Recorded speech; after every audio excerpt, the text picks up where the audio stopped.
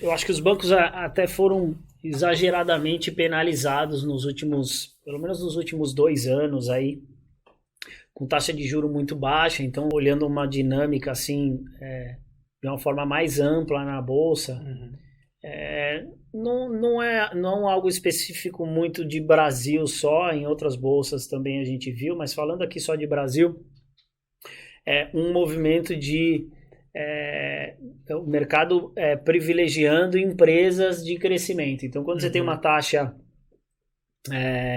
de juro muito baixa, primeiro que são as empresas de crescimento são as grandes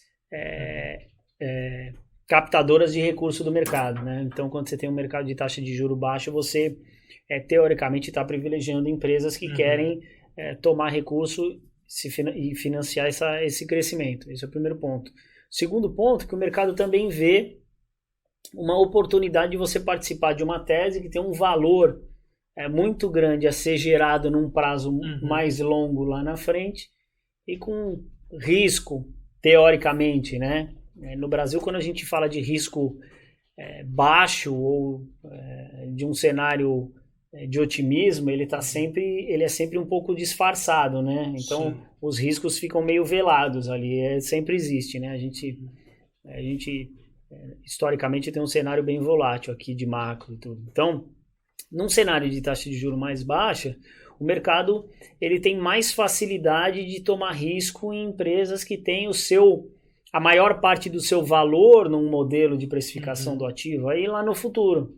Então, você aplica uma taxa de desconto também baixa, com risco associado ali menor, né? Sim. Então, menos exigente em termos de retorno no presente, né? E, em tese, as contas fecham. Então, começa a ver múltiplos muito esticados, né? Então, bastante prêmio em empresas que têm premissas importantes de geração de valor, mas num prazo bem alongado lá para o futuro. Certo. Né?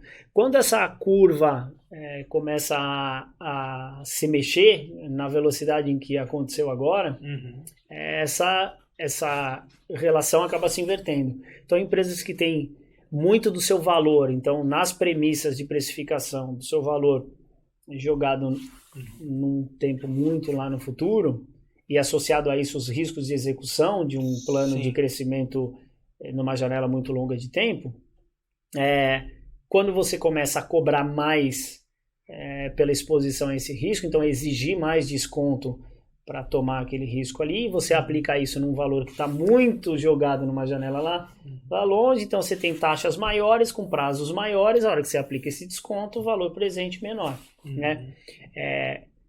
Paga-se com mais facilidade num momento como o atual, empresas que têm o seu valor concentrado no presente. Tá? Isso não é só na teoria, mas na prática também se vê. Além disso, você pega empresas que a própria dinâmica favorecem o setor que atua. Então, o banco é um desses casos. Tem grandes bancos no Brasil com altíssima rentabilidade, mesmo em cenários mais complexos, do tipo Selic baixa, enfim.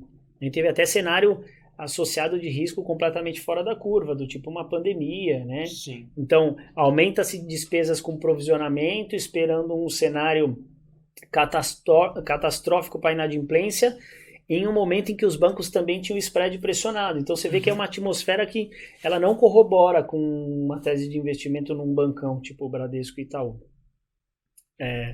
Num passado agora bem recente. Né? Por outro lado, você tem o histórico de geração de valor desses bancos sempre muito no presente. Mesmo num cenário de desafio como o da pandemia, por exemplo, a gente viu os bancos reportando lucros muito baixos, mas que foram comprimidos por conta de um aumento de despesa de provisionamento.